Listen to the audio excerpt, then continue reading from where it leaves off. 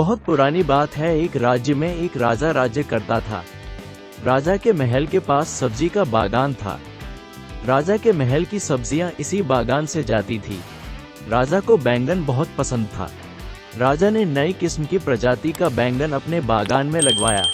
जब बैंगन की फसल आई तब राजा ने सोचा कि बैंगन का भरता और बाटी का खाना रखा जाए, जिसमें महल के सभी मंत्री, सैनिक और कर्मचारी शामिल होंगे। रसोइयों ने बड़े जतन से बैंगन का भरता और बाटी बनाई। खाना बहुत स्वादिष्ट था। राजा सहित महल के सभी लोगों ने जी भरकर बैंगन भरता और बाटी का मजा लिया। राजा का एक प्रिय मंत्री था, उसे भी बैंगन भरता और बाटी बहुत पसंद आए। उसने कुछ खाना अपने घर के लिए भी रख लिया। मंत्री जब अपने घर पहुंचा तो उसने खाना अपनी पत्नी को भी चखाया। मंत्री की पत्नी को भी बैंगन भरता और बाटी बहुत पसंद आए। खाना खत्म हो गया किंतु उसका जी नहीं भरा। मंत्री की पत्नी ने मंत्री से कहा, मुझे बैंगन भरता और बाटी बहुत पसंद आए। मुझे राजा के महल के यही बैंगन ला देना तो मैं भी भरता बना लूंगी और हम जी भरकर बैंगन का भरता और बाटी खाएंगे। मंत्री को पता था कि राजा को बैंगन बहुत पसंद है और अगर कोई महल से बैंगन की चोरी करता है तो राजा उसे कठोर सजा देगा। मंत्री बोला, भगवान, ये राजा के बागान के बैंगन हैं, इन्हें जो भी तोड़ता है राजा उसे कठोर से कठोर दंड देता है। किंतु मंत्री की पत्नी को बैंगन का भरता और बाटी इतने पसंद आए कि वह मंत्री की कोई बात सुनने के लिए तैयार नहीं थी। उसने धमकी दी कि अगर उसे राजा के महल के बैंगन नहीं मिले तो वह हमेशा के लिए मायके चली जाएगी। मंत्री को अपनी पत्नी के क्रोध के आगे राजा का क्रोध सहना ज्यादा आसान लगा। मंत्री ने तय कर लिया कि वह राजा का दंड सह लेगा किंतु पत्नी को राजा के बागान से बैंगन ला कर देगा। दूसरे दिन सुबह होते ही मंत्री राजा के महल पहुंचा और बागान का मुआयना करने। मौका पाते ही मंत्री ने कुछ बैंगन तोड़ कर रख लिए और घर आकर पत्नी को दे दिए। मंत्री की पत्नी बहुत खुश हुई और शाम होते ही उसने बैंगन का भरता और बाटी बनाई। बैंगन का भरता बहुत ही स्वादिष्ट था। दोनों ने जी भरकर खाना खाया। मंत्री की पत्नी बोली, हमने तो खाना खा लिया किंतु हमारा बेटा छत पर सो रहा और वह भी भूखा है। उसे भी स्वादिष्ट बैंगन का भरता और बाटी खिलते हैं। मंत्री बोला, अगर हमने अपने बेटे को बैंगन का भरता खिला दिया तो ये बात राजा तक पहुंच जाएगी, क्योंकि हमारा बेटा कभी झूठ नहीं बोलता और वह सब सच बतला देगा। मंत्री के बार बार माना करने पर भी उसकी पत्नी नहीं मानी। मजबूरन मंत्री अपने बेटे को जगाने छत पर गया और उसके चालाक दिमाग में एक युक्ति सूझी।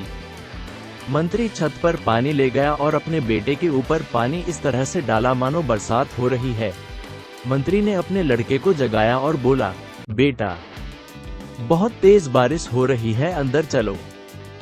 मंत्री अपने बेटे को लेकर नीचे चला गया और उसके कपड़े बदलकर बैंगन का भरता और बाटी खिलाई। खाना लड़के को भी बहुत स्वादिष्ट लगा। दूसरे दिन राजा को ये बात पता लगी कि कोई उसके महल के बैंगन चोरी कर ले गया। ये देखकर राजा को बहुत गुस्सा आया और उसने अपने सैनिकों को चोर को ढूंढकर लाने का आदेश दिया। सैनिकों ने पता साजी करी तो पता लगा कि सुबह मंत्री जी बागान में आए थे। ये बात राजा को बतलाई गई और राजा ने मंत्री को बुलावा भेजा। मंत्री जी समझ गए कि राजा को उस पर शक है। मंत्री राजा के पास पहुंचा तो राजा ने उससे पूछा कि क्या उसने महल के बैंगन चोरी किए हैं। मंत्री ने कहा, महाराज, मेरी इतनी हिम्मत नहीं है कि मैं आपके बागान से बैंगन चोरी कर सकूं।